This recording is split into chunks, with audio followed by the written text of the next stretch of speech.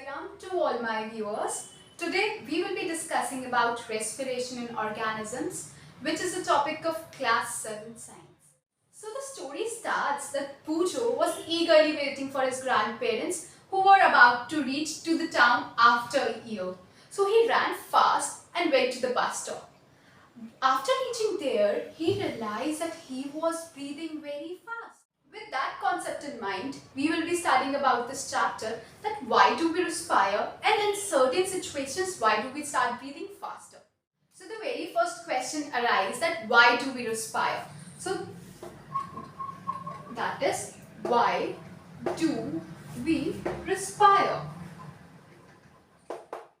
You all know that the human body is made up of cells. Yes, if you could remember, we can just say that cells in our body combine to form tissues, tissues combine to form organs, organs combine to form organ system, and then it combines to form organism.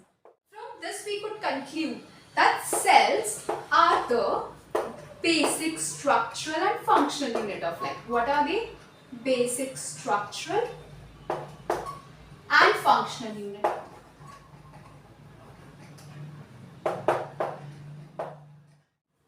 So yes, this cell or each cell in the human body has to perform certain important life processes or certain important functions. What are those important functions? Yes, cell has to do nutrition, concept of nutrition in our body. Cell also helps in transportation. Cell also helps in excretion, and they also helps in reproduction.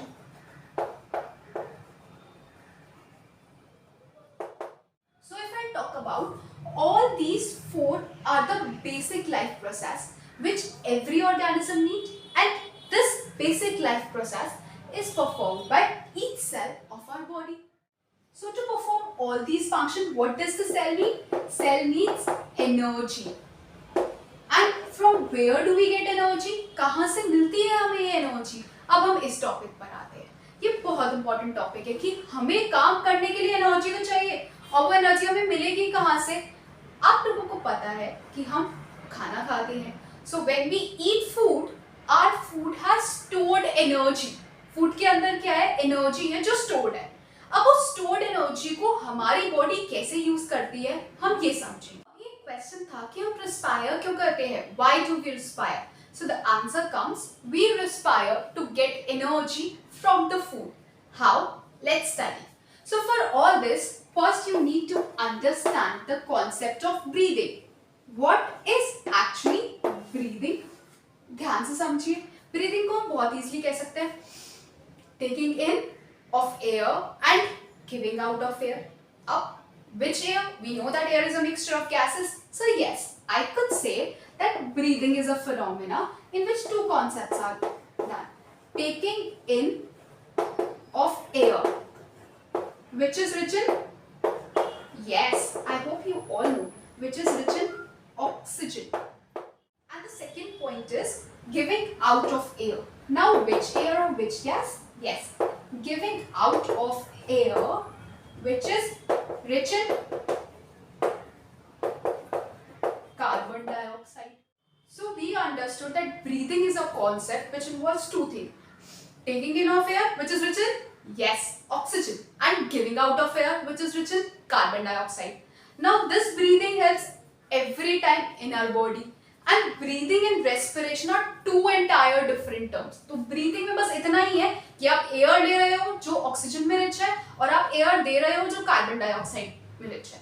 अब हम बात करते हैं respiration क्या है और respiration और breathing में डिफरेंस क्या है. तो अब हमें पता है कि ऑक्सीजन हर एक सेल में पहुंच गई है. तो अब सेल में प्रोसेस होता है रेस्पिरेशन का. Now what is respiration? So yes, respiration is the combination of oxygen along with the food. अब क्या होता है हमारे हर एक सेल के. So if I talk about what happens inside the cell. So in the cell, carbohydrates, हमारे food में क्या होते हैं? कार्बोहाइड्रेट्स.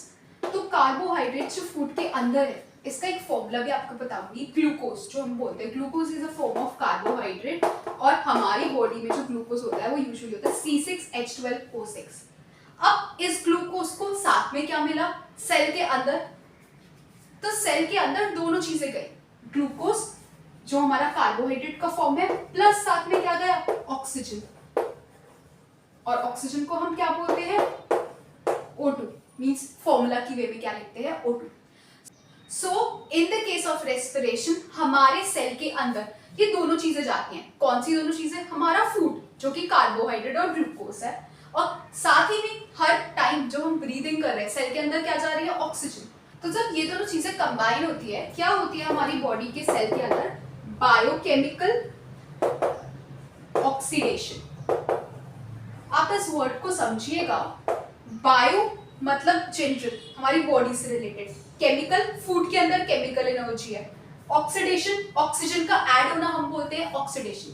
तो ये बायोकेमिकल ऑक्सीडेशन हो रही है कहां पर, हमारी सेल के अंदर। इन रिटर्न हमें 3 प्रोडक्ट्स मिलते हैं, और बेसिकली 2 प्रोडक्ट्स मिलते हैं जब हमारे सेल के अंदर रेस्पिरेशन होती है। तो what are those 3 products, it is carbon dioxide, हम कार्बन डाइऑक्साइड रिलीज करते हैं। सेकेंड, हम वाटर रिलीज करते हैं।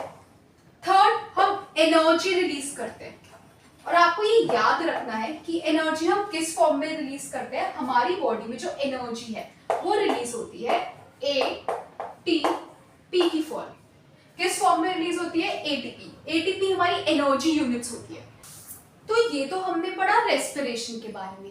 अब जो ये रेस्पिरेशन है ये अलग अलग टाइप की है, depending upon the availability of oxygen, कि हमारे सेल को कितनी ऑक्सीजन मिली है। तो इसी बेसिस पर हम रेस्पिरेशन को 2 कैटेगरीज में डिवाइड कर देते हैं। अगर मैं ब्रॉडली बात करूं तो एक होता है एरोबिक रेस्पिरेशन और दूसरा होता है anaerobic respiration. So these are the 2 types of respiration. Now aerobic respiration means that we have presence of oxygen, and anaerobic respiration is the situation when the cells do not get oxygen. So that is the case of absence of oxygen.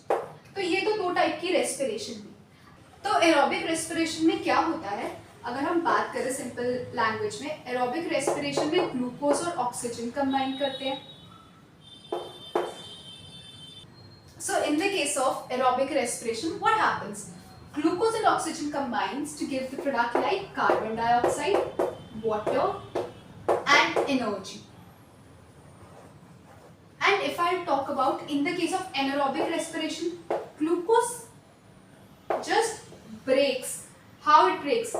In absence of oxygen. और जब भी glucose absence of oxygen में break होता है, हमें product होते हैं alcohol, carbon dioxide and energy. So now if we are talking about anaerobic respiration, this is an example of respiration which takes place in the absence of oxygen. And which organisms perform this anaerobic respiration? These are the microbes, or we call it as microorganisms. अब मैं आपके साथ एक बहुत important point discuss कर रही हूँ जो आपके एग्जाम्स के लिए भी बहुत इंपॉर्टेंट है। अब आपने पढ़ा कि एरोबिक रेस्पिरेशन होती है और एनारोबिक रेस्पिरेशन। एरोबिक रेस्पिरेशन किसमें होती है, लिविंग ऑर्गेनिजम्स जिनमें हाई एनर्जी की नीड्स होती है, जैसे कि हम ह्यूमंस। एनारोबिक रेस्पिरेशन किसमें होती है, एब्सेंस ऑफ ऑक्सीजन में। और कौन से ऑर्गेनिजम्स परफॉर्म कर रहे हैं, micro organisms. But the very important point is ये एनारोबिक रेस्पिरेशन हमारी बॉडी में भी कभी कभी होती है। अब आप सोचेंगे हम तो रेगुलरली ब्रीथ करते हैं, फिर कब होती है एनारोबिक रेस्पिरेशन? तो आपको ये बात ध्यान से समझनी है, जब हम बहुत ज्यादा हेवी एक्सरसाइज करते हैं, या अभी हमने जब पढ़ा था भूजो बहुत तेज भाग रहा था, तो इस केस में हमारी बॉडी की ऑक्सीजन डिमांड क्या हो जाती है, बहुत हाई। बट ऑक्सीजन कैसे मिल रही है, उसी रेट पर मिल रही है आराम से।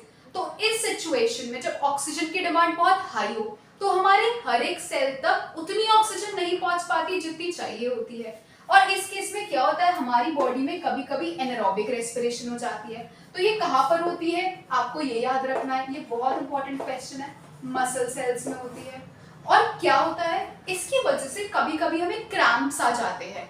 तो क्या रीजन है हमारी बॉडी में क्रैम्प्स आने का कि जो ग्लूकोज है हमारी बॉडी में ब्रेक हुआ एब्सेंस के केस में, एब्सेंस ऑफ ऑक्सीजन, और हम इसे लैक भी कह सकते हैं कि कमी, पूरा एब्सेंस नहीं, लैक ऑफ ऑक्सीजन। तो इस पर्टिकुलर केस में ग्लूकोज जो है लैक ऑफ ऑक्सीजन में ब्रेक होता है लैक्टिक एसिड में। किस में ब्रेक हुआ?